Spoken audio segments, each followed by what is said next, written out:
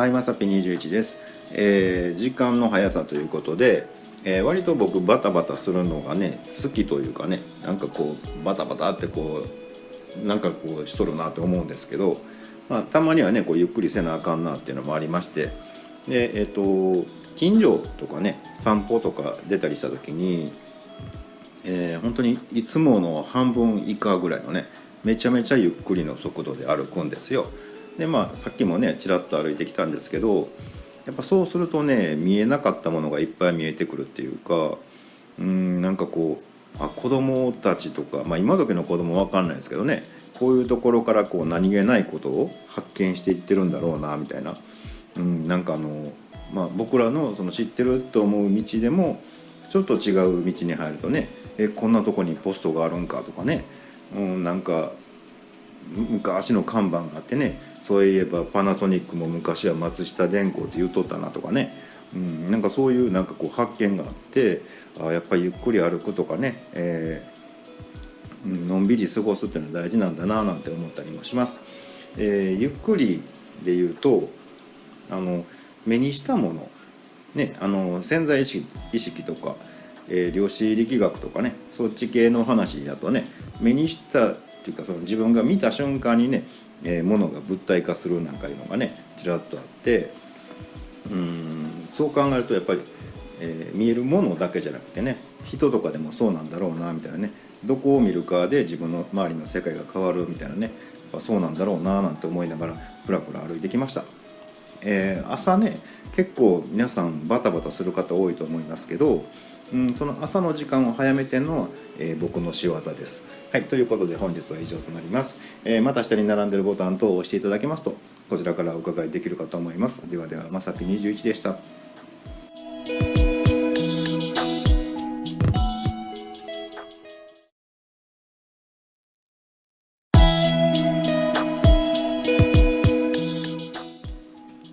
はい、まさぴ21です。掃除せなあかん日いうことで、今日別に掃除せなあかんっていう日でも僕的にはなかったんですけど、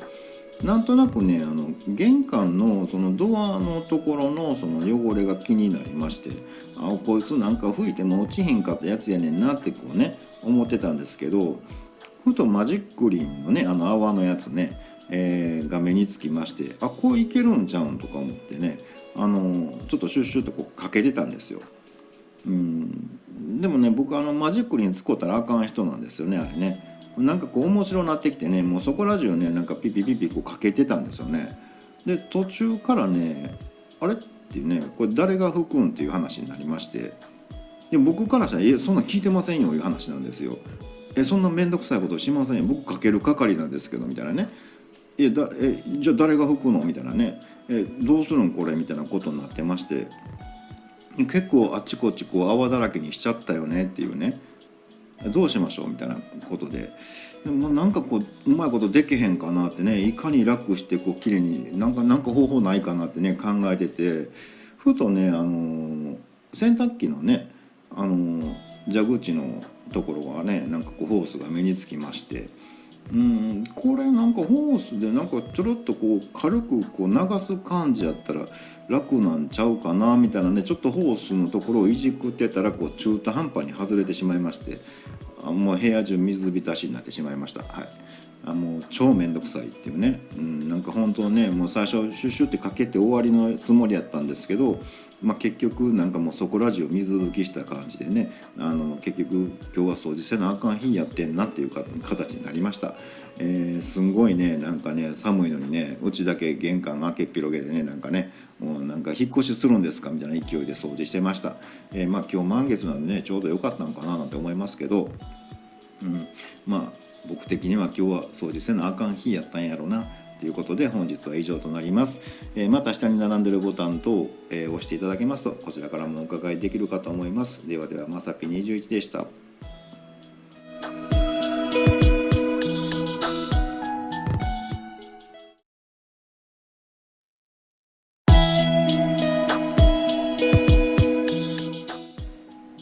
はい、まさぴ21です。ひょっとしてあかん系ってことなんですけど、ちょっと天体絡むんでね大丈夫かなとかは思うんですけど、コンバースのマークとかね、国旗とかでもありますけど、五角形の星あるじゃないですか。いや、星あんな形してへんよね、なんかね。五角形じゃないよねっていうね。下手したら丸っぽいとかね。その凸凹はあるかもしれへんけどね、遠くやったら点でしかないよねって、五角形じゃないよねっていうね。なんか言うとあかんのかなみたいなね。それともみんなうすうす感づいてるけど、そこ言うとあかんやろいうやつかね、どっちなんやろみたいなね。言うたらね、天体系なんかやったらね、それでも地球は回ってるみたいなことを言ったらえらいことになった人とかおるじゃないですか。ね、同じ気分なんですけど、五角形じゃないよねって言っちゃっていいのかなみたいなね。でも僕はこう思いましたということでね、一応残しとこうかなと思って収録しました。もしねないと思うんですけど、もしねちょっと配信が途絶えるようなことがあったら、よくあるね、黒塗りの車でね、黒のスーツ着てサングラスかけてね、耳からイヤホンしてる人たちがね、僕を迎えに来てね、本部ですよね、PTA の本部にね連れて行ったってね思ってください。多分大丈夫とは思うんですけどね、なんかちょっと天体系はやっぱ怖いんでね、一応皆さん知ってるよね、分かってる、気づいてるけど言わへんだけやねということで、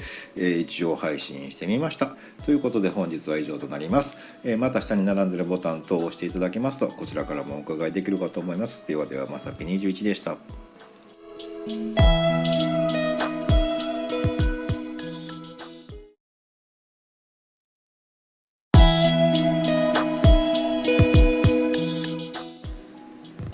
はい、まさぴ21です。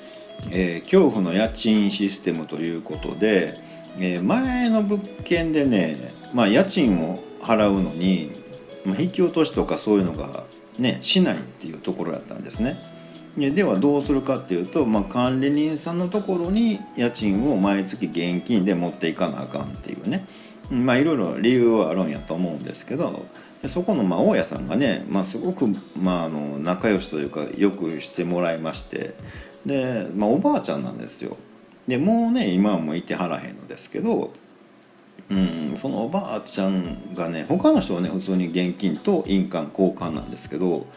ほぼほぼそういうの僕捕まっちゃうんですよね。で入り言うてね、そっからですよね。延々とお話が始まりまして、でも僕もねもうそうなの分かってるから、もう帰る、いかにして逃げてやろうかみたいな感じでね、そうか、分かった分かった言うてね出ようとするんやけど、なかなか無理っていうので、最長6時間ですよね。もはや監禁ですよね、なんかね。家賃払いに行くだけで1日終わるやないかぐらいな勢いでね、そうか言うてね話を聞くんですけど、そういう施設ですかここはみたいなね勢いなんですよね。ですごい言い方なんでね、話もねいろんな話題があって、同じ話じゃないからね、そうですかみたいなの聞いてたんやけど、月に1回向こうからしたら楽しみですよね。僕からさ恐怖ですよね、なんかね。もうまた家賃のシーズンやみたいなね、時期やみたいなね。でたまにねおばあちゃんの息子さんの奥さんの時があるんですよ。でその時はねまだちょっとラッキーな感じなんですよね。今日おばあちゃんじゃないわみたいな感じでね。ですごい大事にしてくれはるんやけど、その奥さんの時も一緒なんですよ。さすがに6時間まではないですけど、言うても大阪のおばはんですからね、そのエキスがあるなり、その遺伝子があるなり、いろいろあるわけですよね、似た感じのね。で払いに行って、今日奥さんかとか思ってね、どうもありがとうございます、また来月もみたいなんで下がろうかなって思ったら、俺からあんたほんであれやがな言うてる時にネタ考えてるんですよね、なんかね、大体ね。もうあかんあかんやばいやつやとか思って、もうドアのところまで行って、ドアまぶ手かけてんのに、なんかもうそこから話始まるよみたいなね。でなんやかんや話してて、であんた彼女できたんかいなみたいなね、いやもうそんなん何もないですよ、残念ながらとかね、結婚どうすんのとかすごい言われるんですよ。もうおかんかみたいなね、もうよろしいやみたいなね、でもうこういう子選ばなあかんでとかすごい言われて、そうやなそうやな言うてね、ほなもう行きますわ、ほなもう行きますわね、散々言ってやっと解放されるみたいな感じなんですけど、その奥さんの方がね、言うてもね、もう母はね、もう話長いからねってね、あんたもやいう話なんですけど、気づいてないんですよね。さすが大阪のおばはんいう感じなんですけど、ごくまれにね、まだ近所なんで、スーパーとかでね見つかってしまうんですよ、油断してたらね。でもそんなにしょっちゅう会うわけじゃないんですけど、油断してね、なんか今日何食べようかなみたいなね、なんかこう、機嫌よう買い物してたらね、あらってね、もうそのあらを聞いた瞬間ね、もう気失いそうになるんですよね。来たーみたいなね、見つかったみたいなね、油断しとったみたいな感じなんですよ。でもスーパーのね、もう真ん中人がいっぱいおるところでね、あらってね、もうあんた彼女できたんかいな、もうってね、結婚したんかいなってね、いやしてませんよってね、もうほんとなんでせえへんのんなあんたみたいなね、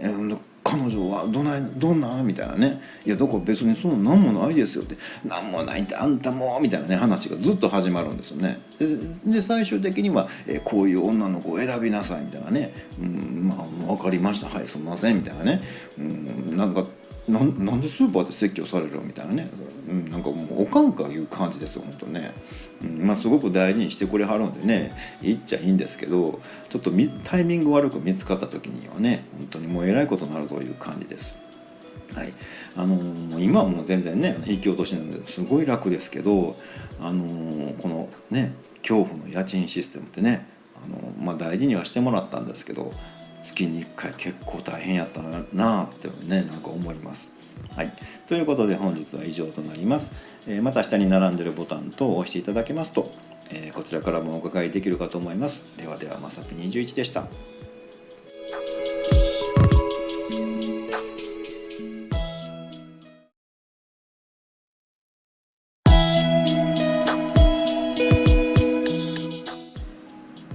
はい、まさぴ21です。鍵をくるくるってことで、集合ポストのね鍵を全部変えますわいうのがね、なんか帰ってきたら集合ポストの中に入ってたんですけど、ダイヤル式のね、右へ何回左へ何回みたいなね、で数字これを合わせてくださいみたいなポストなんですけど、考えたらね、僕この番号知らんわ思ってね、もちろんね、最初はね不動産屋さんに聞いて、ちゃんとあるんですよ、右に何回とかね、数字を何に合わせてくださいってあるんですけど、いつもね自分しか開けへんから、大体の感覚で、左にこれぐらいやったら開くよ、でパカッと開けてチラシ捨ててね、でまた右にこれぐらいやったら閉まるよみたいなね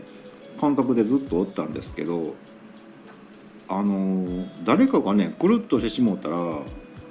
僕鍵よう開けんわ思ってね、今まで何の不便もなかったけどね、これ今回チラシが入ってね、鍵全部変えますわってね、新しい番号になりますって言われるまで、いやようなんかね変なことにならんかったな思ってね、ちょっとびっくりしてます。最近ね、なんかうちの物件のね方がね頑張ってはるんで、ゴミステーションみたいなところもね、一時カラスがねすごかったんですよ。でその日に出してくださいっていうのもやっぱ守らん人もおるので、朝にねなんかえらいことになってるやんっていうのがね結構あったんですけど、なんかちっちゃい小屋みたいなの作らはりまして、でね番号これですよってねポストに入ってたんですよ。でもこれ夜でも捨てれるなのでね、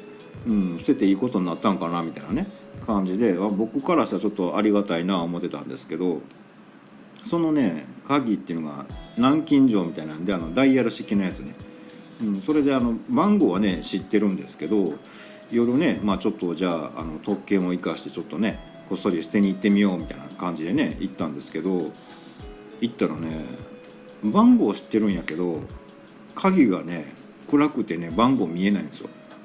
ちょっとこれ待ってみたいなね、で通りに面したところにあるので、明らかねあなた家でゴロゴロしてましたよねみたいな格好のままね、ゴミを足元に置いてね、なんかこうくるくるくるくる回してたんですよ。でもう一回上まで上がってなんかスマホとか取りに行くん、いやいやいやいやせっかく降りてきたんやしみたいなねでも維持になってねくるくる回してたんですけど、どうしても数字が見えへんのですよね。番号知ってんのにね。どうしようかなってね、なんかこう月明かりに照らしてね、これかなあれかなってやってたんですけど、もう最終的にはね手触りで行きました。はい、これ1やで、ここが1やからっていうことは2つ隣はみたいな感じでね、無理やりねなんかこう時間かけたらねやっと開いたんですけど、2回目の時にもう今日はちゃんとスマホ持っていかなあかんでと、電気がないと見えへんでって思ってね、もう完璧や思って行ったんですよね、また同じ感じで。そしてねライトで照らしたらね、今度眩しすぎて数字分からへんっていうね、なんかもうめっちゃ光るんですよ、反射してね。いやもう番号知ってるんですけどみたいなね、これやねんけどみたいな感じでね、結局また同じようにね電気あったんだけどこう結局手触りでね、番号合わせて開けました。ということでね、どうせならね指紋認証かなんかにしてほしいななんて思います。ということで本日は以上となります。また下に並んでいるボタンと押していただけますとこちらからもお伺いできるかと思います。ではでは、まさき21でした。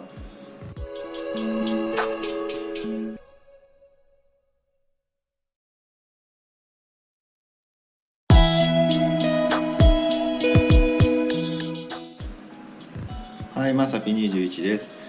そのお友達微妙ということで、よくね公園とかでね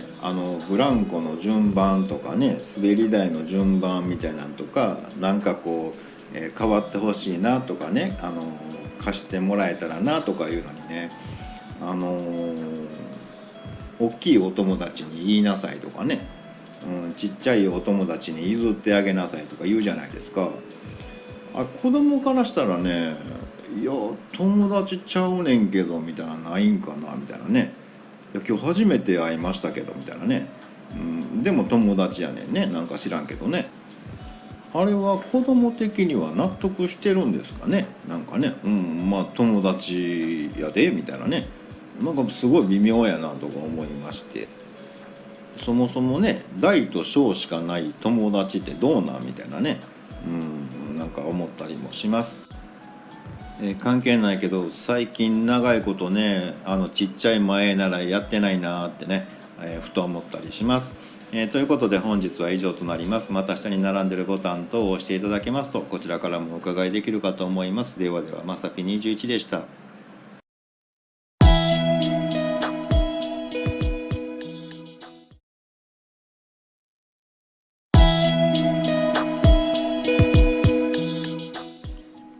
はい、まさぴ21です。マッサージと献血っていうことで、今日ねめちゃくちゃ久しぶりにマッサージ行ってきたんですよ。で全身とね足裏とやってもらったんですけど、こういうのってね何ていうのかな、何でもそうやけどこう自己解決する方とか頑張り屋さんとかってね自分で何とかしなきゃってのあるじゃないですか。サイトのね作成とかしててもね思うんですけど、やっぱその人に任せる部分は任せなあかんなみたいなね。もう今日マッサージしてもらっててね、なんかやっぱり人にやってもらうってやっぱ全然違うなっていうのをね、思ってたんですけど、途中からねなんかこう言うたらもう血液とかこう細胞とかが喜んどるわけですよ。なんかおっしゃ来たみたいなね、もうフルパワーだみたいな感じでね、幸せみたいな感じでおったんですけど、途中でねじゃあこの血液分けなあかんのちゃうって、あなた献血予約してないよねみたいなね、行かなあかんの分かってるよねみたいなのがねこう頭よぎりまして、どうしようかなってね、そういえば予約してへんけどなって、行かなあかんの分かってんねんけどなみたいなね、注射苦手やけどなみたいなね、でそこ終わってからね献血ルームにねちょっと電話したんですよ。やっぱね人間ってビビってる時ってね運を天に委ねるんですよね。でもしもしって電話してね、いつも行ったことがないところ、いつも行くとことは違うところにねちょっと電話してみて、で混んでますか言うてね聞いたら、1時間ぐらいですかねトータルでって言って、それってねいつもとあまり変わりないんですよ。どっちかっていうと空いてますよねっていう感じのノリなんですよ。でどうしようかなって1時間、別に行っちゃいいねんけどなって思ってて、ですね今日僕来る予定じゃなかったんで献血カード持ってないですけど行けますかねって言ったんですけど、全然行けますって言われちゃって、しゃあないなね、いかんなしゃあないなっていうのでね、初めてのところ行ったんですけど、なんかね結構ねいつも行くとこよりかはちょっと狭いんですけど、やっぱり微妙に違うんですよね。いつもなんか洗剤やら何やらこれ貼るんですけど、今日はそれがなくて、その代わりになんかこう献血が終わったこう勇者にはねコインこれ貼るんですよ。でね、そのコインでアイスがもらえるっていうね、もう入ってからねもうアイスの自動販売機の前うろうろしてね、どれしようかなどれしようかなみたいなね、はい、もうしっかり食べて帰ってまいりました。僕この地位やからね絶対こうね輸血された方ね、お医者さんもびっくりするぐらいね、なんでこんな奇跡的に治んねえみたいなねことになるんだろうなってね、今回のラッキーは誰かなってね、密かに思ってます。また下に並んでるボタンと押してもらいますとこちらからもお伺いできるかと思います。ではではまさぴ21でした。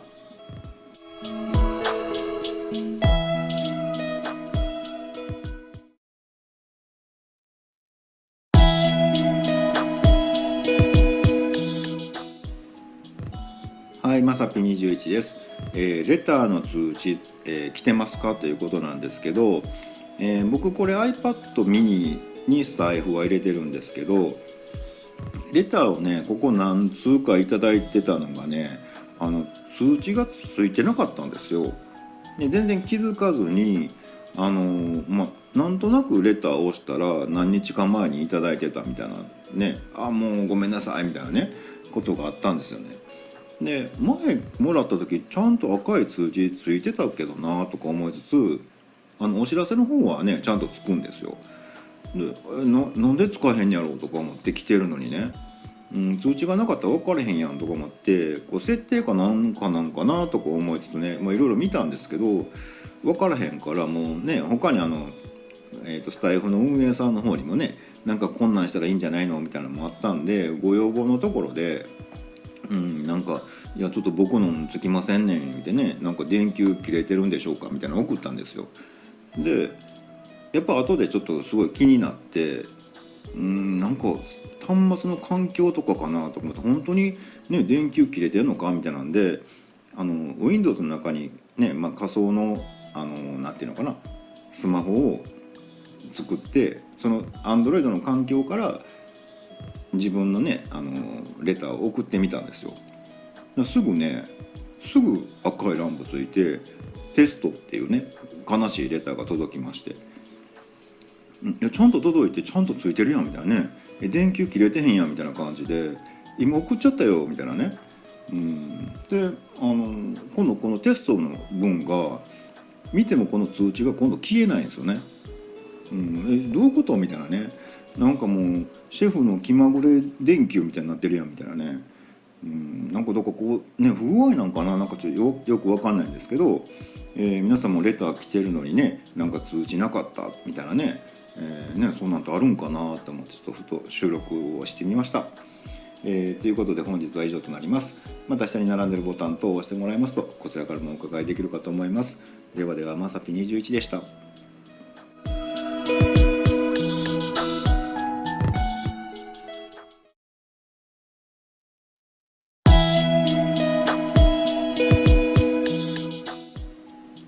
はい、まさぴ21です。入浴剤と人の色ってことなんですけど、昨日ね、入浴剤を入れる時に、粉のやつをね、入れたらね一旦そこまで落ちてなんかふわーって広がってねすごい綺麗やったんですよ。でもうね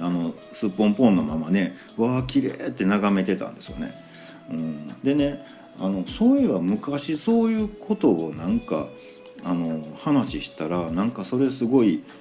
いいですねっていうかね綺麗ってなんかそういうのって素敵みたいなことを言われたことを思い出しまして、で僕がなんかこう人ってそれぞれなんか元々の色を持ってるみたいな感覚があって、でそこがこうなんていうのかな自分の色があって、誰かとなんかこう接するとか、深く関わっていくとかしていくうちにそのお互いのそのなんか色を共有し合ってなんかまた別な色が出来上がるっていうのかな。それがいつの間にか自分の色になって、またこう誰かと関わったりとか、そういうねつながっていくことで、またそこで色の交換みたいなのがあって、なんかこうまた別な色が出来上がってみたいな、で最終的にその本来の自分しかない色っていうのが出てくるような気がするみたいなねことをね話してたんですよ。でそれをね、お風呂に使ってね、そういえばこんな話昔したよなっていうのを思い出したまではまあ良かったんですよね。そこまではまあまあ良かったんですけど、その後ですよね、ちょっと待ってっていうね、これ袋なんちゃら温泉って書いてたのになんでピンクなんみたいなね、そういえば昨日緑やったでみたいなね、温泉ちゃうやんみたいなね、温泉で緑の温泉とかピンクの温泉とか見たことないでみたいなね、もうそこからもう思考が切り替わっちゃってね、なんかピンクの温泉知らんなみたいなね、もうそっちが気になってね、綺麗な話を全部忘れてしまいました。ということでね、ここまで聞くようなマニアックな方はね、全部僕色に染めてやろうって企んでます。ということで本日は以上となります。また下に並んでいるボタンと押してもらいますとこちらからもお伺いできるかと思います。ではでは、まさぴ21でした。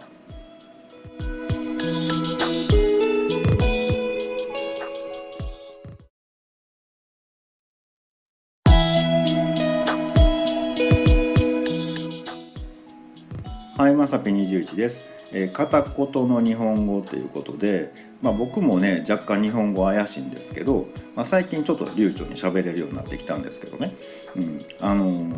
よくね、このコロナになる前とかって大阪の南ってね、難波のエリアっていうのは皆さん関空から帰るんで、そこが最後になるっていうので結構外国人多かったんですよ。でよくねラーメン屋さん夜中とかやったらなんちゃらラーメンはどこですかとかをよく聞かれてたんですけど、なんかねある時こう女の子がね2人こう寄ってきて「ちょっとすみません」って言うから、なんかファンかなって思ったんですけど「どうしたん?」って聞いたらね、片言の日本語で私のホテルはどこですか?」ってね、ごめん知らんいう話なんですけどね、なんか一生懸命頑張ったんだろうけど、どこホテルか言ってくれな分かりませんみたいなね、で大阪だけに限らへんとは思うんですけど、特におっちゃんおばちゃん、おばちゃんの方が多いかな。なんか同じように外国人に道聞かれた時にね、あそこな、ここまっすぐ突き当たり左、コンビニあるみたいなね、外国人の方もね「どうもありがとう」ってね「分かったんかい」みたいなね「これで分かる?」みたいなね、なんか語学学習いらんやんみたいなね、日本語じゃねえかっていうね話なんですけど、なんであれイントネーション変わるんでしょうね。なんかね英語喋ってるつもりなんかな本人はね、なんかそれで伝わるんやったらねもう全然楽勝やなとか思います。ということでね片言の日本語のね僕がね一生懸命喋ってみました。また下に並んでるボタンと押してもらいますとこちらからもお伺いできるかと思います。ではでは、まさぴ21でした。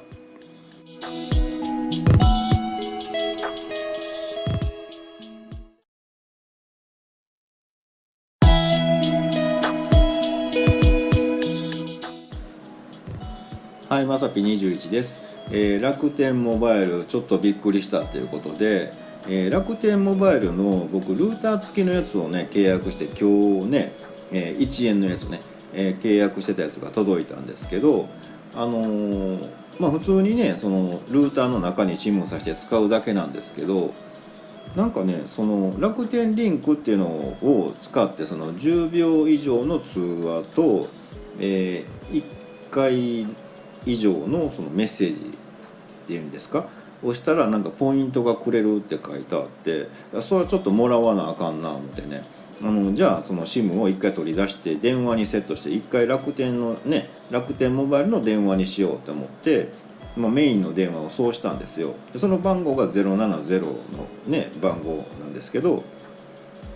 10秒以上の通話って手っ取り早いのはね自分のその持ってる別な番号にかけるのが一番いいじゃないですか。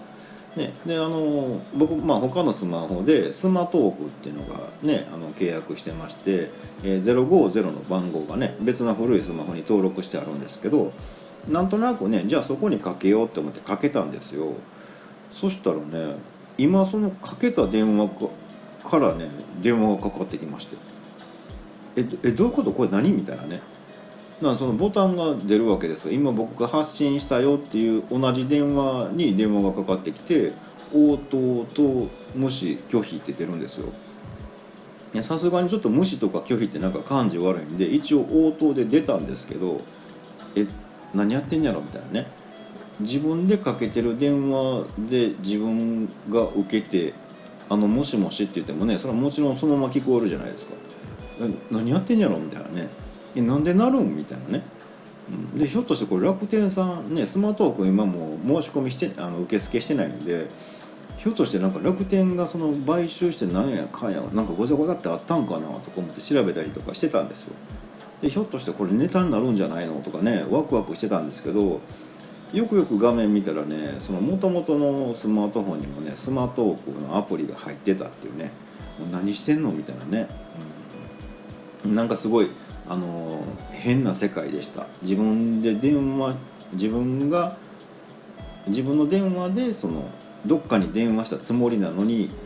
それが自分の電話が鳴ってるっていうね、なんかちょっと不思議体験でした。もうこういうのってね考えたら超昔に似たようなことを皆さんやってないかなって思うんですけど、携帯電話が出だした頃っていうんかな、僕ね昔本当に肩からかけるような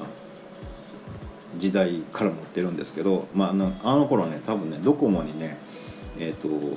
保証金10万かなんか払わなあかんかったんですよ。で電話代クソ高いっていうね、時代から携帯電話自体は持ってるんですけど、なんかこう携帯が流行りだした頃にまだそんなに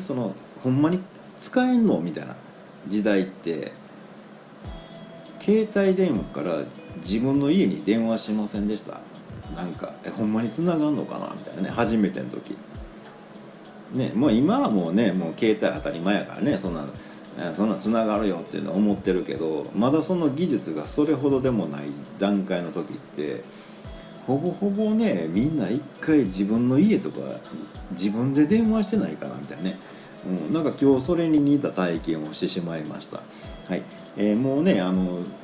電話としては多分使わへんと思うしね、ルーターとして持ったんですけど、考えたらねそんな使わんかなっていうね、多分1年以内に解約しちゃうと思うんですけど、僕らねまだ今はもうねあんまり出たらあかんっていうのがあるし、僕が外でなんかするところってねほとんど Wi-Fi あるんですよね。だから多分楽天モバイルさん結構出番少ないだろうななんて思ってます。たまにはね自分から自分に電話してもしもしお前ええやつやないうのもねちょっといいかもしれません。ということでちょっと不思議体験でした。また下に並んでるボタン等を押してもらいますとこちらからもお伺いできるかと思います。ではではまさき21でした。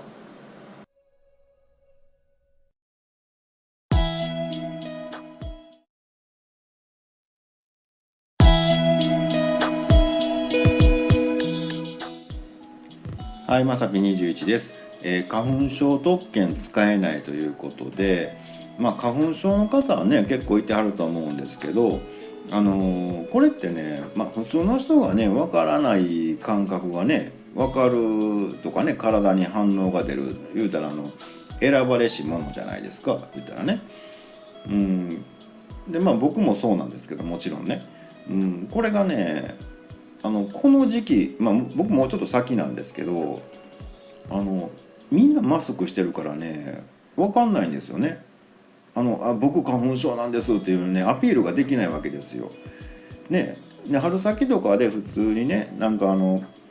マスクしてたらね、あの人花粉症やねんやってね、もう皆さんがこう羨望の眼差しで見てるわけじゃないですか。今区別つかへんから、いやちょっと花粉症特権使われへんねんけどみたいなね、マジですかみたいなことをねちょっと今考えてるんですけど、長いんですよ。昔からね結構ひどいっていうかね、もう子供の頃からなんですけど、子供の頃はねもう目だけやったんですけどね、くしゃみ鼻水鼻詰まりっていうね、もう一連のね分はねもう全部クリアしてるんですけど、京都でね昔桜の時期にねフラッとね行ってる時に、前からね黒人の男性でもがたいごっつい人がね歩いてきはったんですけど、もうその方もマスクしてたんですよ。でもそれだけでねもうお互いもね通じ合うんですよね。花粉症マジでお前もみたいなね、もう世界がつながるみたいな感じなんですよ。でその時ねもう鼻すごかったんで、マスクするから分かれへんやろ思ってね、鼻にティッシュ詰めてたんですよね。でそのままもう忘れたまま、ちょっと食事とるようなところねふらっと行ったら、その黒人の方も来はったんですよ。でお互いマスクを外したら、その方も鼻にティッシュ詰めてて、もう世界共通みたいなね、もうかなりレベルランク上の人やな思ってね、僕と同じことしてるみたいなね、だからこう選ばれし者がこうつながるっていうね、その特権がねちょっと生かされへんのでちょっと残念やなみたいなね。みんなマスクしちゃってるんで、もうこれってね昔携帯がねこんなに普及してない頃にね、僕携帯電話持ってんねんみたいなねいうその特権が生かされへんやないかっていうね、なんかみんなマスクやんみたいなね感じになっちゃってます。でくしゃみね、花粉症の方は分かると思うんですけど、あれ出だすと止まんないんですよね本当にね。で5回連続ぐらいやったらねなんかよう出るなみたいな感じなんですけど、その心境の変化が結構面白くて、もう10回超えてくるとひょっとしたらこのままくしゃみし続けて人生終わるんじゃないかなってね思ってしまったりもします。でね、鼻水なんかもそうなんだけどびっくりするぐらい出るじゃないですか。今噛みましたよね僕っていうね、一体何が起こってるのっていうね、なんかこう体の一部がなんかこう溶け出してこうね流れて出てるんじゃないかみたいなね、僕ちっちゃなってないかなってねちょっと心配になるぐらい出るんですよね。そういう方向けに鼻セレブとかってね優しい肌に優しいティッシュとかあるでしょ。あれね僕王子様なんで使えないんですよ。あれセレブ向けなんでね、あれあったら便利やな思うんですけど残念ながらね使えないんですよね。花粉症の方ってね、全員そうやと思うんですけど息苦しいじゃないですかね、鼻詰まったりとかするからね。なんか口でとあとエラ呼吸もしてはるんですけど、そういう特権もアピールできないじゃないですかなんかね。だから正直ね僕もこないになってきたらもう今年ね花粉症やめとこうかななんかね、思ったりもしてます。ちなみにね歴が長いのでもうあれこれ試しました。もちろんお薬もそうですけど、鼻になんやするやつとかね、お茶でも天茶とかねもういろいろ試したんですけど、数年前からね僕漢方に切り替えてるんですよ。でも僕にはね合ってて本当めちゃめちゃ軽減されてるんですけど、小生竜頭、小生竜頭っていうなんか津村で言った19番みたいなね、やつをねもらうようにして、それまでは毎年お薬結構もらってね、この時期になったらねなんか長い間ね鼻垂れてる人ばっかりのところにね混ざって「はい花粉症はね今年も来たね」みたいなねでいっぱいお薬もらってねなんかやったんやけど、漢方試してみたらって言われてね、でそのね耳鼻科の先生ですけど、でやったらね漢方だけでいけるやんとか思ってね、ここ何年かねその漢方だけをなんかもらって案外ねひどい時に比べたら全然マシにはなってます。ということでねちょっとね言うてもね選ばれし者だけがなれるその花粉症なんですけど、あんまりちょっとねみんながマスクしてたらちょっと特権ないなとか思って今年はやめとこうかなどうしようかなってちょっと悩んでます。ということで本日は以上となります。また下に並んでるボタン等を押してもらいますとこちらからもお伺いできるかと思います。ではではまさぴ21でした。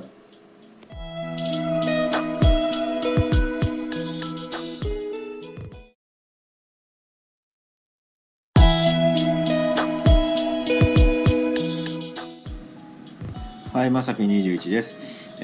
注射来てもたということなんですけど、注射がね、僕は結構苦手分野なんですよ。もうできることならこうね、避けてやろうと思って避けて通ってるんですけど、それでもね、献血はね、なんかこうできてしまうタイプなんで、赤十字とか登録してるんですよ。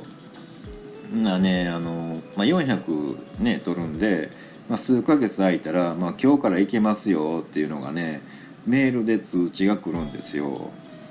来ちゃったみたいなね。もうなんかね、と思うんですよね。なんかもう注射が苦手やからね、献血はすごくしたいんですけど、行きますけどね、頑張ってね。なんやけど、もうそのメールが来るたんびにね、ちょっとこうブルーになっちゃうんですよね。はあ、注射かみたいなね。で人によってね、苦手分野ってあると思うんですけど、僕にとってはたまたまそれが注射っていうだけでね、なんか高いとこが苦手とかね、虫が苦手とかあるじゃないですか。狭いとこが苦手とかね。でそれをじゃあ例えば30分じゃあ虫が苦手な人にね、30分虫持っとったら誰か助かりますよって結構天秤にかけるじゃないですか。ね、でそれが僕にとっては注射なんで、もうなんで献血できてまうんかなみたいなね。で最近ね、前はね2回やってたんですよ。1回目でね、採血してで調べてから、OK やったら、血取りますよみたいなねことやったんですけど、最近はね一発目のやつがね注射じゃなくて指にね糖尿とかでやるやつピッて針刺してね、やるやつやからだいぶ楽にはなったんですけど、言うてもね献血の分ってやっぱ血取るから針太いしね、ちょっとなんかなんかみたいなね、もう忘れた頃にね来るんでね、でも行かなしゃあないなみたいな。今コロナの影響もあってしかも行くのに予約しないといけないんですよ。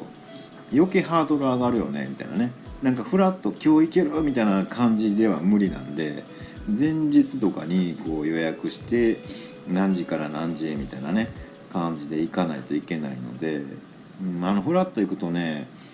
行ける時もあるんですけど結構混んでたりとかするんですよ。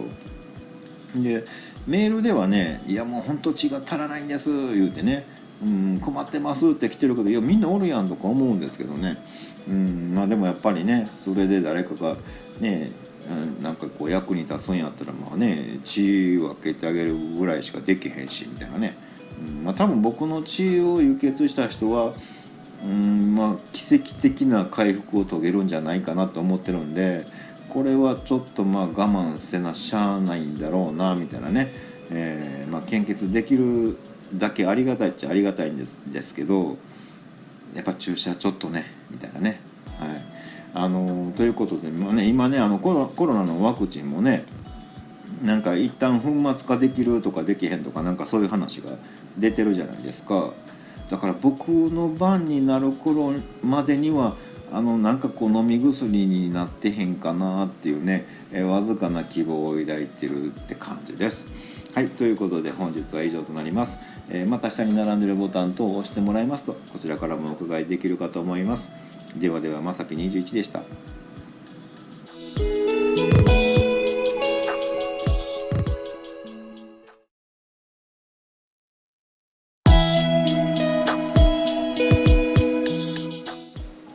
はい、まさぴ21です。なんで薬なんていうことなんですけど、やつですよ。お姉さん指ね、薬指じゃないですか。でそれがねどうも僕出てこないんですよね。お姉さん指ってねこれ言ったらあかんと思うからちょっとねワンクッション置いて指ですわ言うてね考えながら、ああそうそう薬指みたいなねポンと出てこないんですよ。で考えたらね登場も少ないでしょ薬指ってね。なかなかねなんかそこで親指でどうのとかね小指がどうのこうのとかいっぱいあるんやけどお姉さん指ね登場少ないんですよ。だから気抜いてる時にねふと使わなあかんことになってね、薬指が出てこないんで、お姉さん指やねんけどなみたいなね、ちょっと困るな思ってるんですね。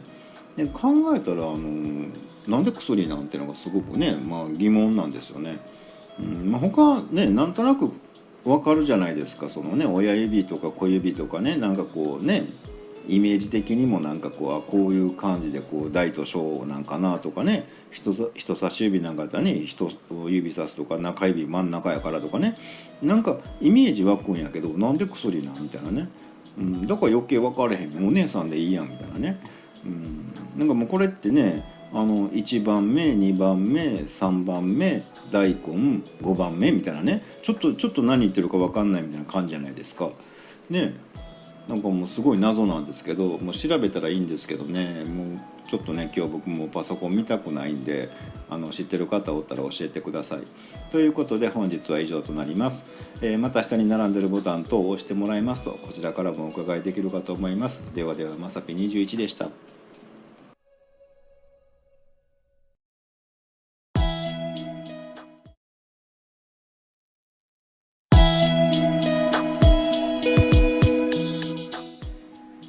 はい、まさぴ21です。タイミング悪ってことなんですけど、僕ね集中して作業した後とかにピーナッツチョコレートのね1個ずつね包装してあるやつあるじゃないですか。あれをねとりあえず3つは食べてもいいよみたいなことにしてるんですよ。で集中して作業した後に秘密の扉を開けると、そこにね、チョコレートがあるので、3つだけ食べてもいいよみたいなね、休憩タイムみたいなんでね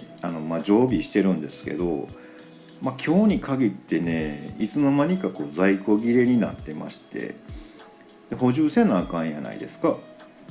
でね買おうかな思ってもね、今日ってもうタイミング悪くバレンタインデーなんですよね。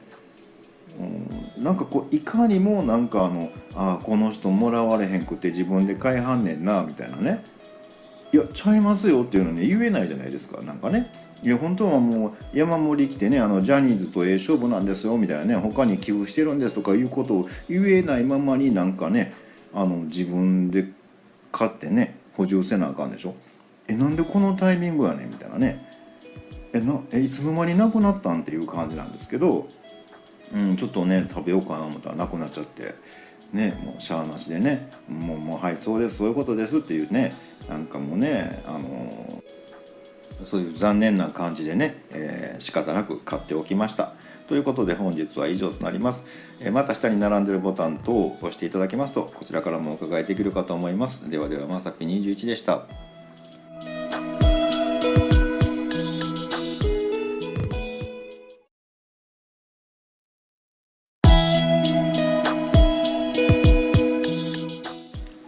はい、まさぴ21です。アシスタントと Amazon ということなんですけど、Google アシスタントってね、なんかわけわからんとこでテレビの音とかでね反応して急に起動するじゃないですか。でね、なんかもう鬱陶しいな思ってね読んでへんわ言うてね言ってたんですけど、前ってね聞き取れませんでしたとか、なんか答えがねもう全然的を得てない感じやったんですよ。なんかもう一度言ってくださいとかね。で今日ドコモの方のマイデイズっていうのをね羊のキャラのやつね、あれがね勝手に起動してなんかもう鬱陶しいな思ってね、読んでへんわって言ったんですよ。なら、お探しの本は見つかりませんでしたっていう答えが返ってきて、前は聞き取れませんでしたとかやったのになんかえらい進化したなって思ったんですよね。でちょっと Google のアシスタントでやってみようって思ったら読んでへんわって言ったらね、ちゃんとこの関西弁に反応してね画像の通りね呼ばれたかと思ってましたってね答えが返ってきて、すごい進化しとんな思ってね。ドコモの方でも関西弁で読んでへんわじゃなくて読んでませんとか読んでないとか言うと、バイバイ素敵な一日をとか来るんですよ。やりよんなみたいなね、いつの間にか進化しとんなみたいなね、前って本当検索結果とかね、わけわからんね答えが返ってきとったんやけど、すごい進化しとるなーなんてね思ったりもしました。で全然関係ない分でAmazon のねプライム会員、僕なってないんですけど、今結構 Amazon さんいろいろやってるじゃないですか。でオーディブルなんかっていうのもね2ヶ月無料とかもすごい頻繁に来るんですけど、プライムもね今ドコモさんのねプランちょっと変えたらねディズニープラスとかってこう1年無料とかあるんですよ。僕その1年無料この間変えたんで 1年無料の、権利はあるんですけど、スタートしてから1年なんで、今DTV あるからそんなに動画ばっかり見てられへんからね、とりあえず来月ぐらいかななんて思ってるんですけど、考えたら Amazon さん別分野でもなんか1ヶ月無料のなんかコードとかうちに転がっとんなとか思ってね、もう考えたらしばらく動画関係 Amazon でいけるようななんてね思ったりもしてます。ドコモさんの分はなんか今安いプランにする分でねギガホかギガホライトとかねなんかあるじゃないですか。なんかそれに切り替えたらなんかねディズニーのなんかでくれるらしいです。なんか僕1年数ヶ月多分ね Amazon タダでねプライムを使えるんですけど、あんまりねお急ぎ便とかね基本ほっとっても早いんでねあんまりメリットないかなみたいなね、動画見れるかなぐらいでね、なんかいろいろね特典はあるんやと思いますけど、そんなにねがっつりっていう感じじゃないんでね、ちょっと使いこなせたらねいいんじゃないかななんて思います。ということで最近のね音声認識すごいね、なんかね日本語ってすごく対応するの遅いんですよね。難しいから。それでね関西弁でも対応するようになってきたらいよいよやななんてねすごいななんて思います。ということで本日は以上となります。また下に並んでるボタン等を押していただけますとこちらからもお伺いできるかと思います。ではではまさぴ21でした。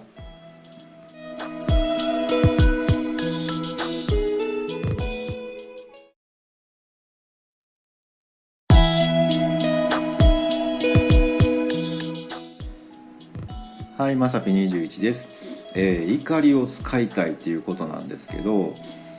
人のね怒りのパワーってすごいじゃないですか。もうなんかもう今ねみんな何や知らんけどね怒ってはるんですよ。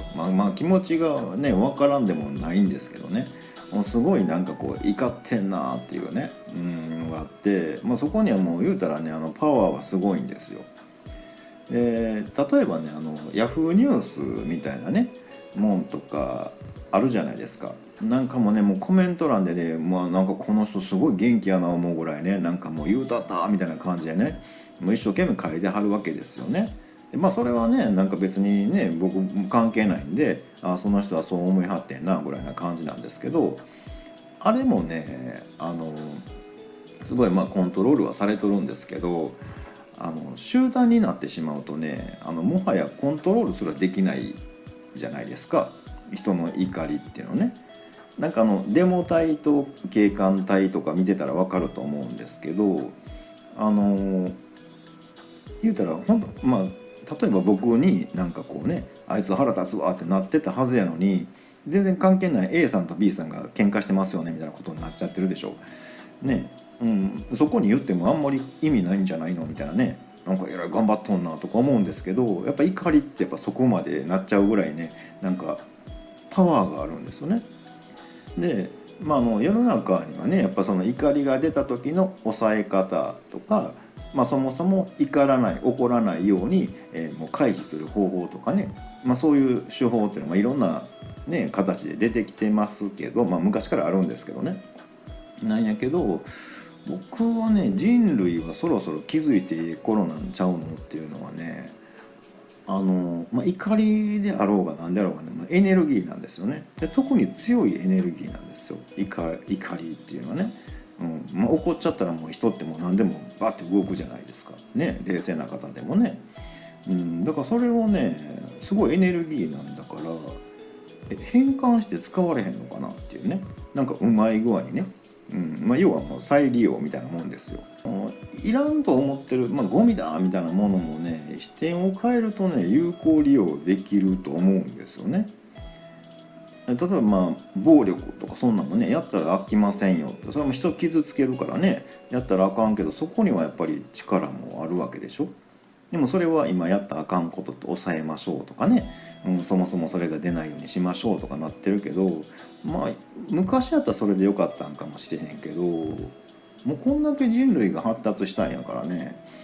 逆になんかうまいことつこたろかいなっていうね発想が出てきてもいいんじゃないかななんて思ったりもします。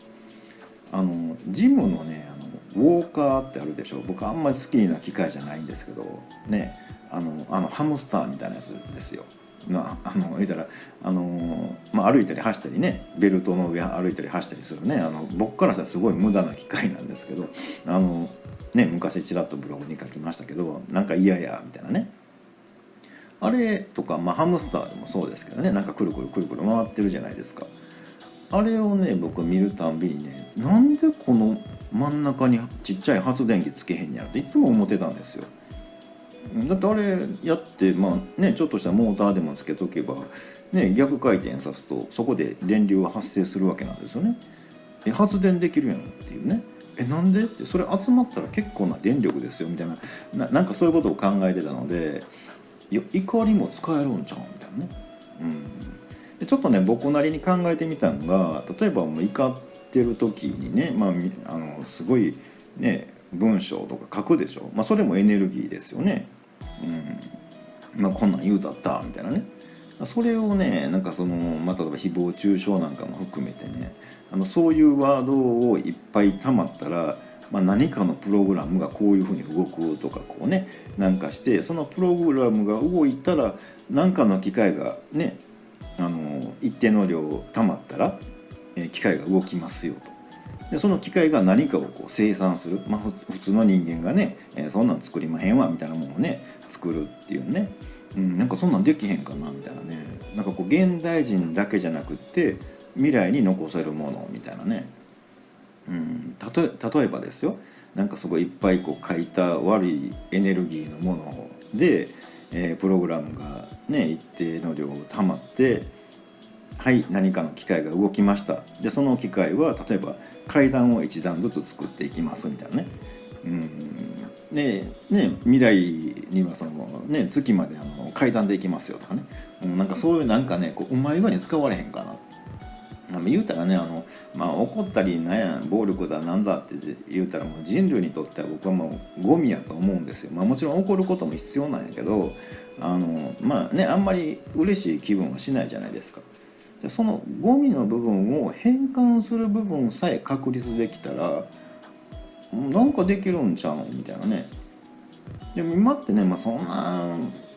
もんできるかいなと思うかもしれへんけど、考えたらお湯が沸きますよと何かが動きますよって全然別個やけど、それを言うたらね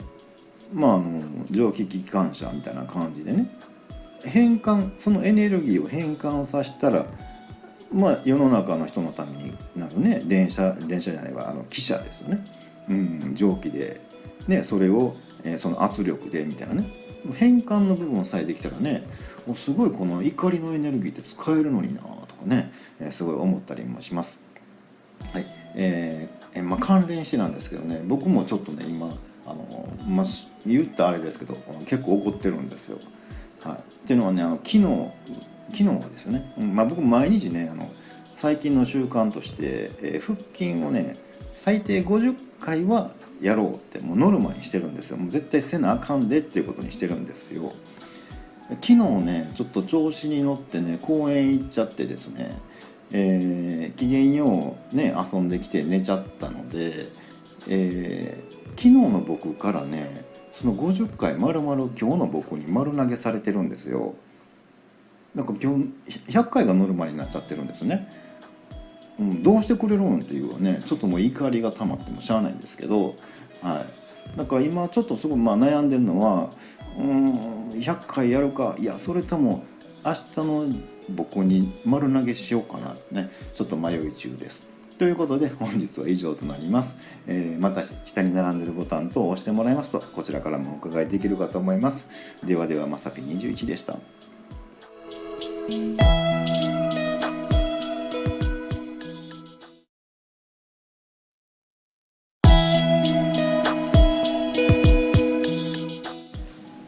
はい、まさぴ21です。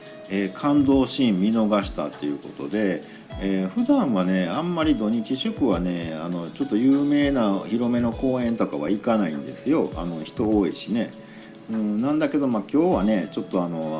春の陽気まで行けへんけどねに誘われまして、風冷たいけどねふらっと行ってきたんですけど、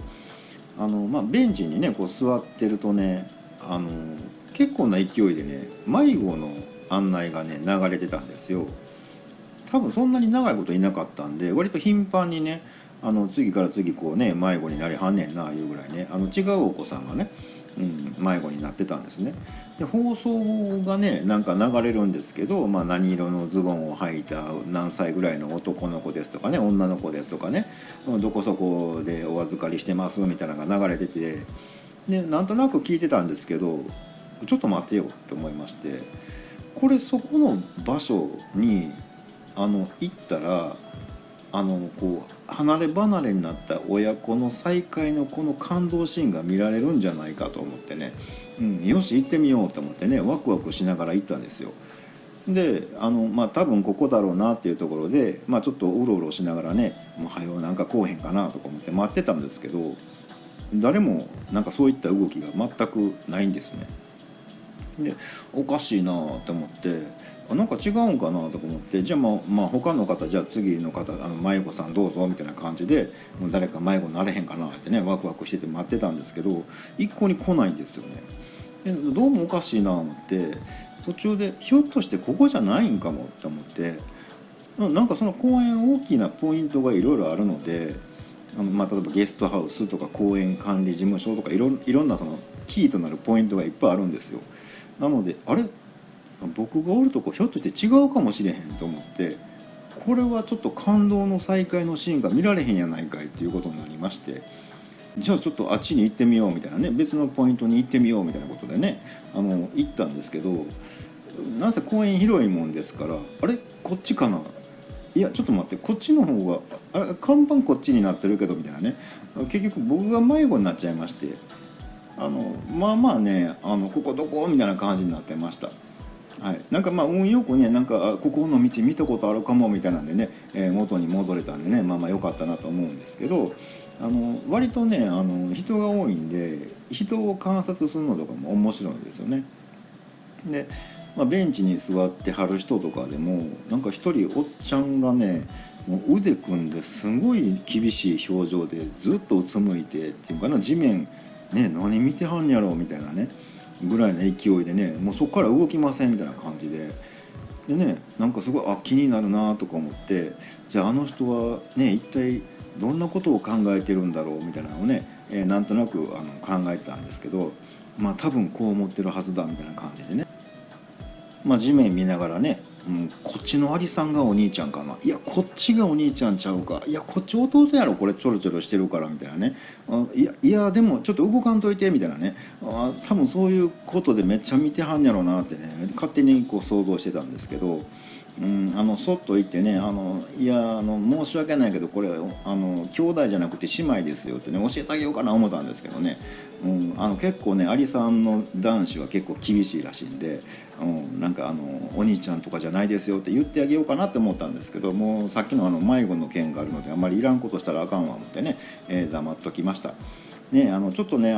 風は冷たくてね寒かったですけどもう梅もなんかちらほら咲いててね、で菜の花とかも咲いててねなんかわあ美味しそうって思って見てきたんですけど、知らん間に季節も進んでるななんて思いました。ということでまた下に並んでるボタン等を押してもらいますとこちらからもお伺いできるかと思います。ではではまさぴ21でした。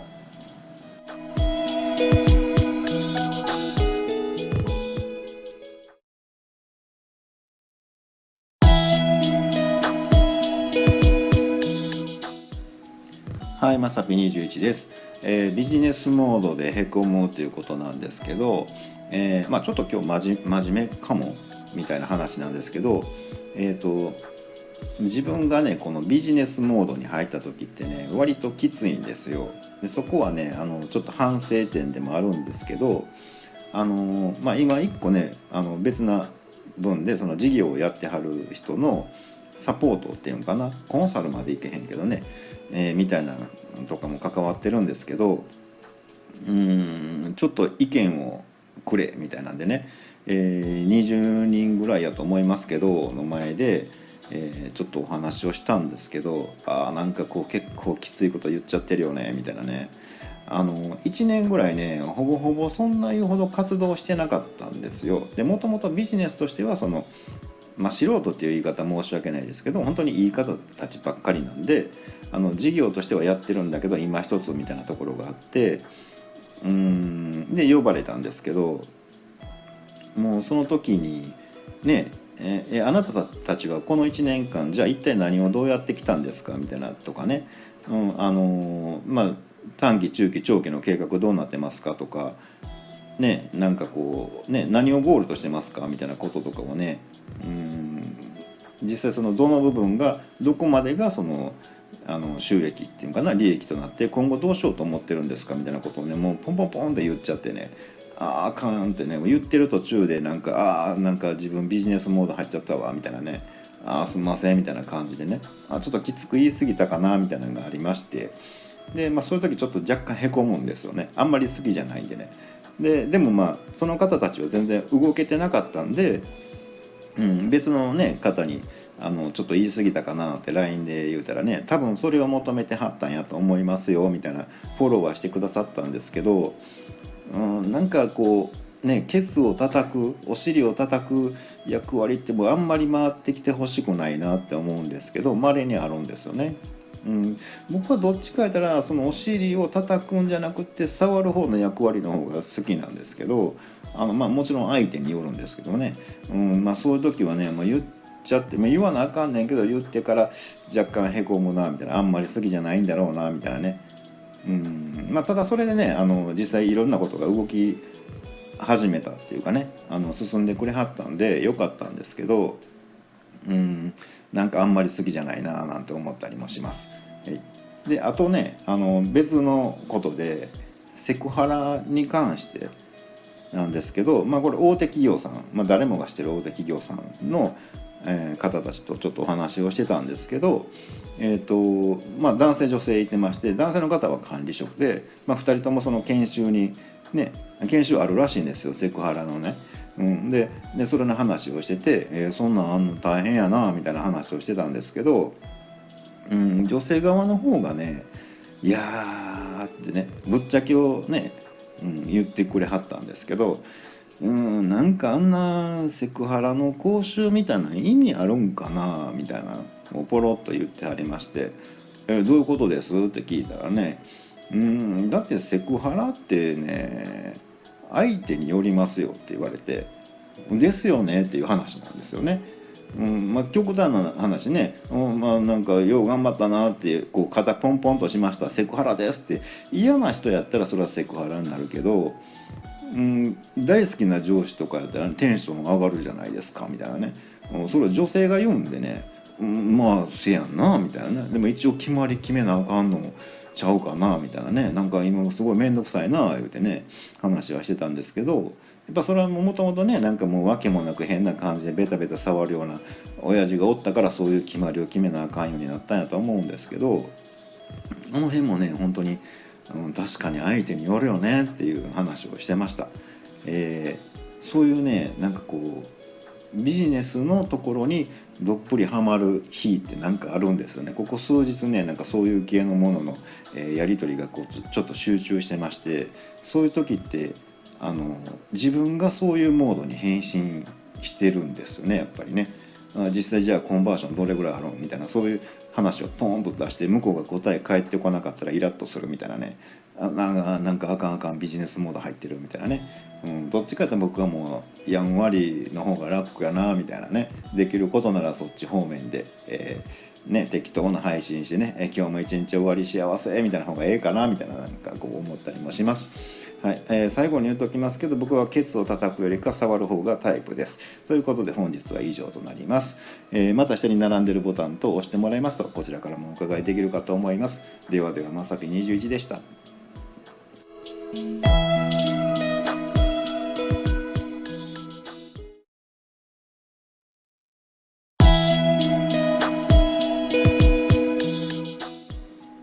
はい、まさぴ21です。衝撃ハンガー救出劇ということで、うちのねベランダのハンガーがね定期的になくなってたんですよ。なんかいつの間にかね少なくなって、なんかあれっていうね、でなんかねどうしたことやろうかってずっと思ってたんですけど、まあ減ったらしゃあないでね、100円ショップとかでねハンガーだけちょろっと買おうかみたいなね、なんか風で飛んでいったんやろうかとかすごい不思議やったんですけど、知らん間にこう消えてなくなるわけですよね。で、今日もねあれってね、なんかめっちゃ減ってるとか思いまして、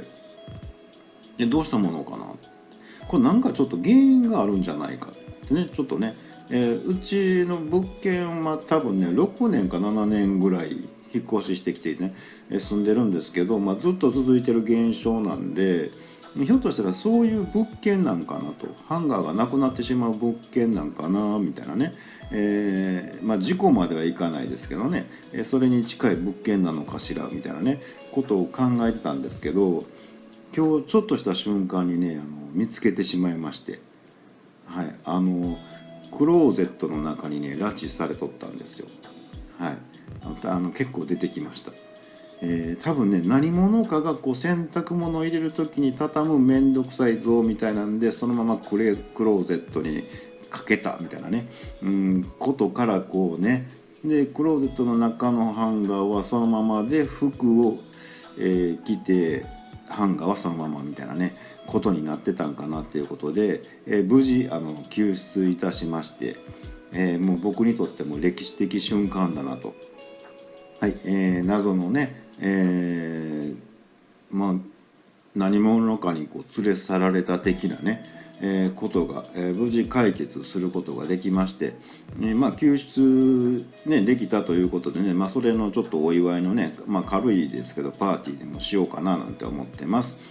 ということで本日は以上となります。また下に並んでるボタン等を押していただきますと、こちらからもお伺いできるかと思います。不思議やな。ではでは、まさぴ21でした。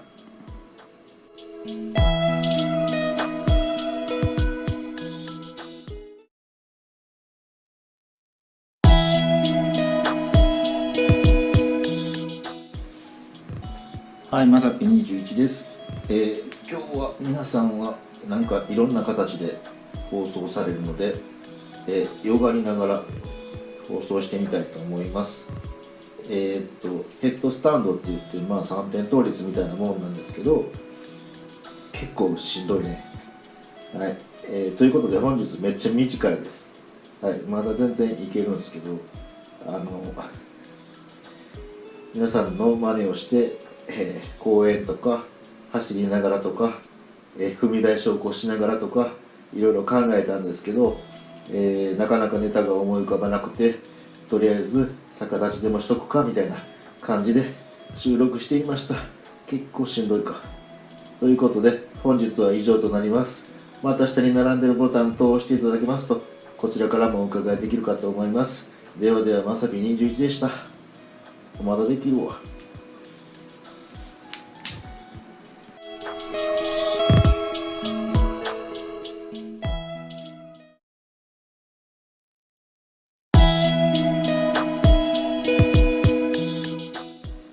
はい、まさぴ21です。言ってはいけないんですよねということで、本来ね言うたらあかんやろなっていうのもねなんかこう分かるんですけど、広告関係とかね特に気にはなるんですね。でよくあるのがね、例えばカモシカのような足とかでねケムクジャラかいみたいなのあるじゃないですか。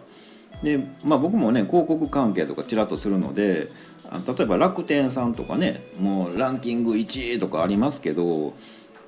どっちかいうとね、ちっちゃい文字の方が気になるんですよ。何のランキングですかっていう方がね、よくよく見たらね、めちゃめちゃちっちゃいエリアっていうんかな、なんかもう男性のジーンズの黒色のなんちゃらの1位ですみたいなね、ランキング競争相手おらへんやんみたいなね、ランキング1位みたいなね、なんか突っ込みたいなみたいなね、あとなんかお日様の香りとかね、こうイメージ的には分かりますよ。ね、なんかね、洗濯物でね、お日様の香りがするみたいなね、ほこり吸うてるんですかみたいなね、なんかね、洗濯物についたほこりの匂いじゃないのみたいなね、言ったらあかんやろうなと思うんですけどね、もうそこがね、もう気になるんですよね。であとよくあるのがね、なんちゃら最大級とかあるでしょ、世界最大級とかね、日本最大級とかね、級ですよねっていうね、もう最大ではないんですよねっていうことをね、もうすんごい突っ込みたくなるんですよね。でそういうのをちょっと自分を客観視した時に、あれひょっとして僕関西人なんかなっていうのね、なんか最近うすうすね、ひょっとしてっていうね、ツッコミを入れたくなるね、ひょっとしたら関西人なんかなっていうのね、思うようになってきました。ということで本日は以上となります。また下に並んでいるボタン等を押してもらいますと、こちらからもお伺いできるかと思います。ではでは、まさぴ21でした。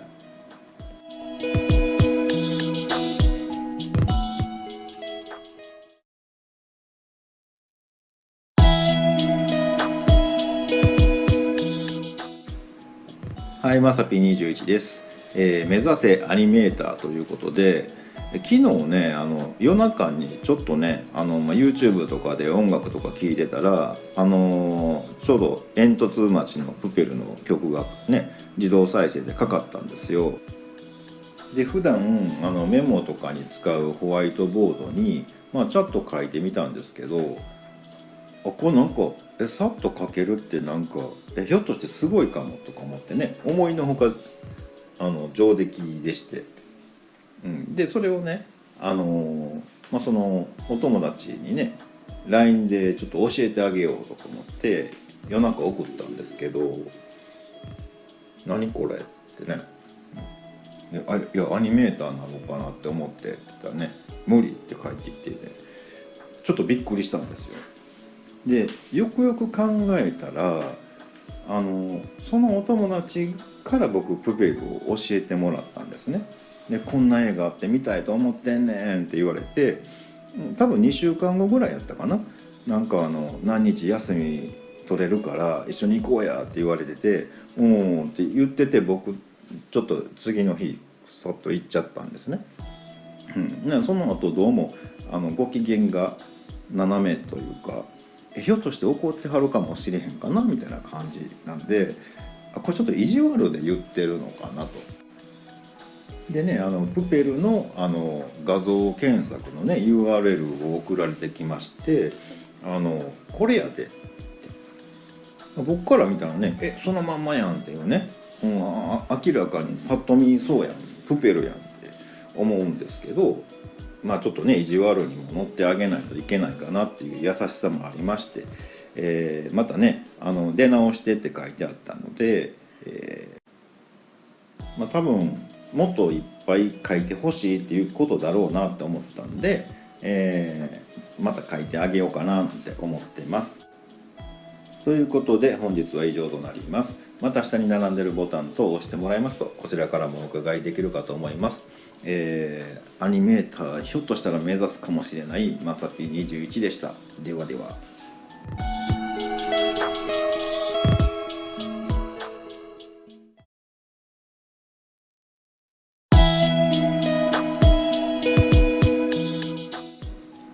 はい、まさぴ21です。危険なシュークリームということで、シュークリーム結構危険ですよね。なんかね、食べたらこう突拍子もないとこからね、中のクリームがそっからかみたいなね出るじゃないですか。で家で食べたりする時にはね、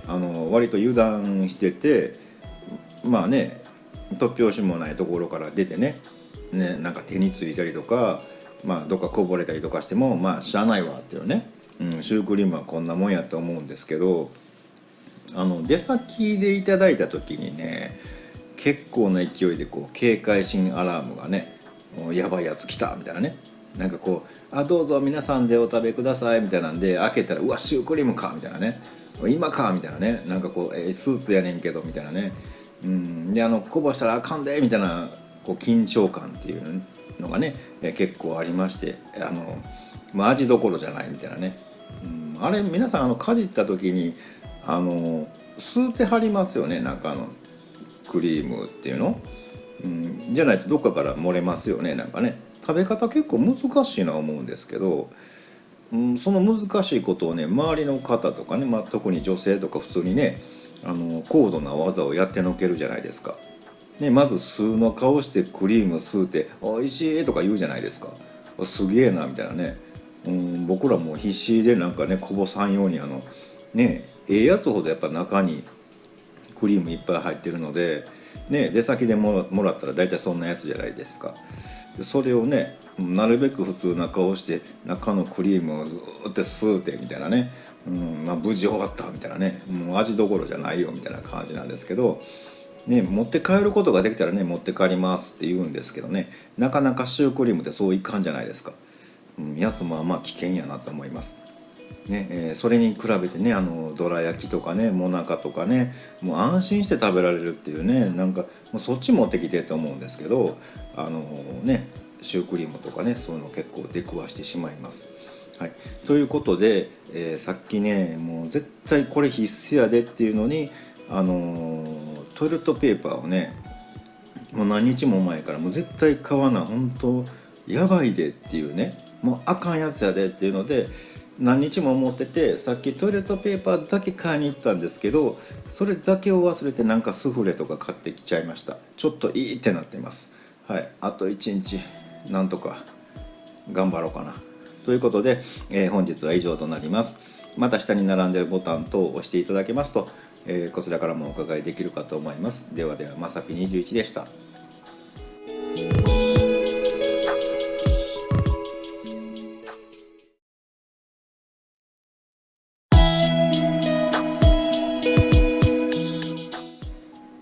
はい、まさぴ21です。そのオファー微妙っていうことなんですけど、昨日ねサイバーエージェントさんからねオファーの方来てまして、アメブロもね僕複数あるんですけど、なんかそのメンタル系の方でね、商品を送るから、そのね使った感想みたいなレビューを書いてみたいな趣旨のねことをやったんですけど、商品がねお肌ツルツルセットなんですよね。僕いるかいう話なんですね。なんで僕なんみたいなね。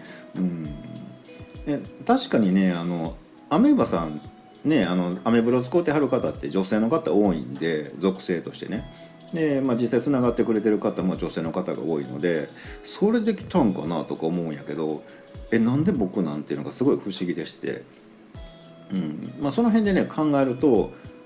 ブログがある前ホームページってやってた頃からつながってくれはる人って本当にもう9対1ぐらいの割合で女性の方ばっかりやなっていうのを思いまして、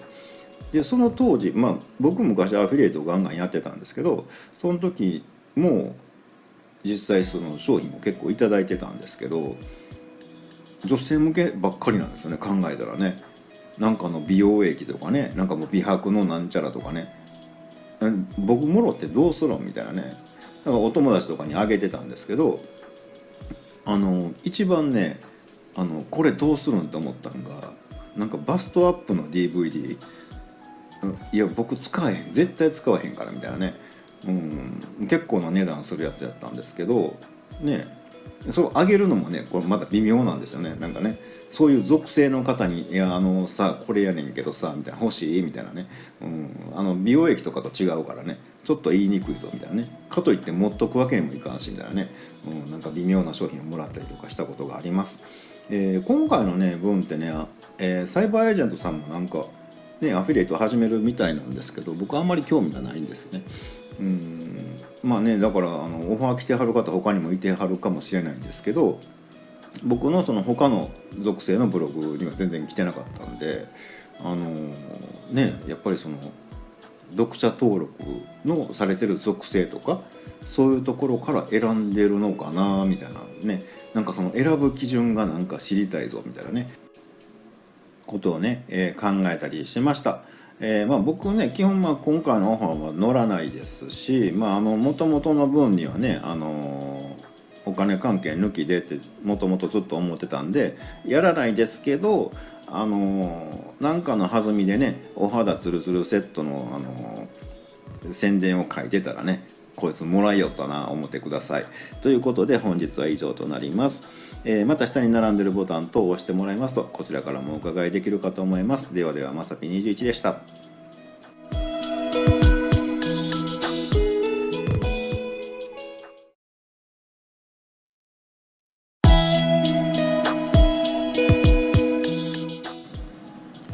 はい、まさぴ21です。分解するとね、僕が分解するとなんですけど、生まれるっていうことなんですけど、IT 系のこととかやってるので、もちろん端末とかね、ノートパソコンとかそういう機械ハードの方も、修理とかしたりするんですけど、ほぼほぼね 100% って言っていいぐらいノートパソコンを分解したら組み立てた後ね必ずネジが23本ね余るんですよ。きっちり確認はしてるはずなんですけどなぜかその余りのネジが出てくるんですね。分解するたんびにそのね、ネジが出てくるので完璧な僕からしたらね失敗はありえないのでどういうことだろうってねこうパニックってたんですけど今日結論が出たんですよ。これネジ生まれてるわっていうね、増えてるんやわっていうね、もうそれですごい納得したんですけどねおかしいでしょなんかね、ちゃんと止めてるはずなんですけどね、毎回やるたんびになんか新たなネジが生まれてきます。ということで分解したらね生まれるっていう話でした。また下に並んでるボタンと押してもらいますと、こちらからもお伺いできるかと思います。ではではまさぴ21でした。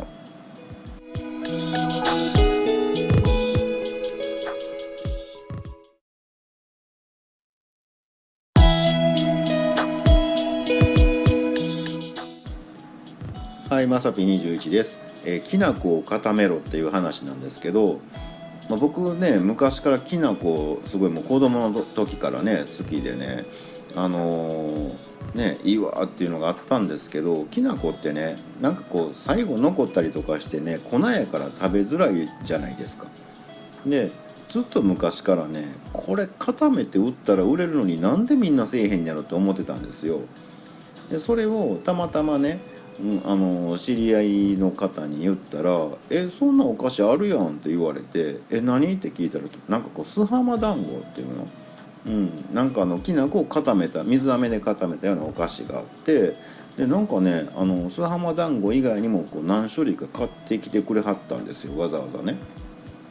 でもすごいテンション上がっちゃってもうこれも定期購入やなぐらいな勢いでね、常にこう食べてたんですけど、ある時ふとねちょっと待ってっていうのがありまして、お気づきの方もおるかもしれないですけど、それやったら粉にする前の大豆食べたらええんちゃうんっていう話になりまして、で探したら売ってるんですよね。いったやつとかね、豆まきに巻くようなやつをね、あれね食べるとすごいなんかこう満足してこうねなんかこう美味しいし体にもいいしね、結構いいなとか思って最近ハマってます。でなんでそれを思い出したかっていうと節分ですよね。今時豆まきとかしないんですけどね、皆さんね多分ね、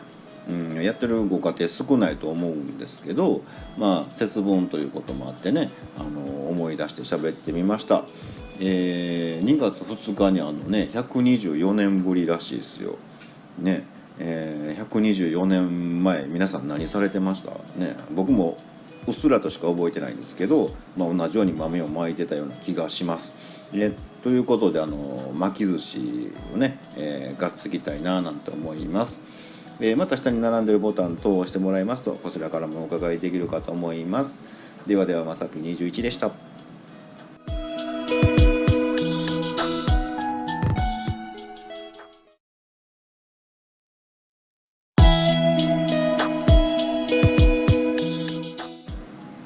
はい、まさぴ21です。ペットにド S っていうことなんですけど、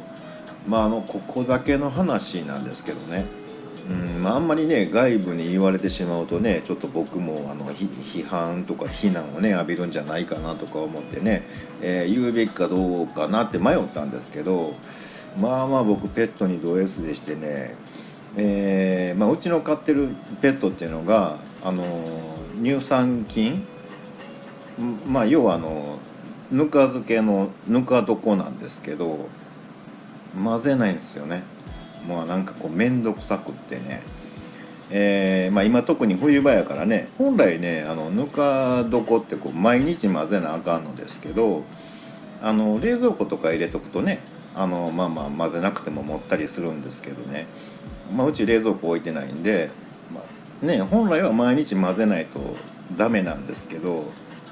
めんどくさいんですよね。いつも見たらね明日混ぜようって思うんですけど最近ちょっと 2,3 週間下手したら混ぜてないなっていうのがありまして、混ぜてないと今度開けるのが怖いんですよね。なんかね今やからいいんですけど夏場に一回やらかしちゃいまして、なんやかんや言いながらねもう 4,5 年はもうそのぬか床使ってるんですけど、夏場にねもうサボっちゃってもう表現できないような香りを醸し出すような時期がありまして、これちょっとやばいなっていうね。でもその時にぬかをなんかこういろいろ調整してで塩とかいっぱい足したりとかして持ち直したんですよ。でそれからねちょっと真面目に割とこまめにね混ぜたりするんですけど、そんなに漬物ガンガン食う方じゃないんでねなんかたまにつけてやらんとあかんらしいんですよ。餌みたいな感じでね乳酸菌とかのね乳酸菌やったかな、の菌を発酵させるのにつけないといけないんで、その餌もねあんまりやらんと手も加えんとねほったらかしでね、お前頑張れみたいな感じでねこうちょっとド S な対応をしてたんですけど、もう今日ねもういい加減もうせなあかんわって思ってね、もうこれからはもう毎日混ぜよう毎日よしよししようっていうねちょっと心に決めなあかんなって思いながらちょっと調整してねそのキャベツとかなんかこう白菜の芯の方とかねつけておきました。はい。もうちょっとね優しくしてやらなあかんななんて思ってます。ほんとねぬか床ペットと一緒やでって言われるんやけど、なかなかね大変ですよね。全然関係ないですけどなんかこうぬか漬けのやつでなんかこうゆで卵をなんかそのぬか床に入れる、軽く、ビニールとかでもいいらしいんですけどやってつけたら美味しいよなんて聞いたんでちょっと今度やってみようかなと思ってます。ということで本日は以上となります。また下に並んでるボタン等を押してもらいますと、こちらからもお伺いできるかと思います。ではではまさき21でした。